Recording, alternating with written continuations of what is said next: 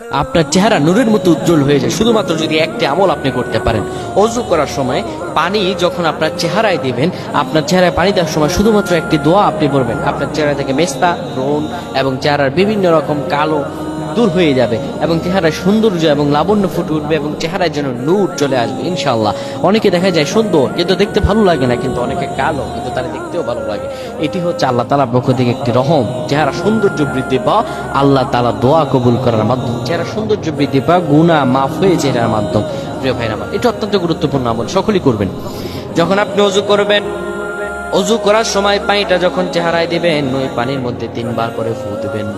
আল্লাহু নূরুস সামাওয়াতি ওয়াল আরদ, আল্লাহুম্মা ইগফিরলি, আল্লাহু নূরুস সামাওয়াতি ওয়াল আরদ, আল্লাহুম্মা ইগফিরলি।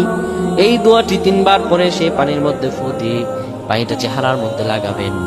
আমার আল্লাহ আপনার চেহারার মধ্যে লাবণ্য এবং সৌন্দর্য ফুটিয়ে দিবে। সুবহানাল্লাহ।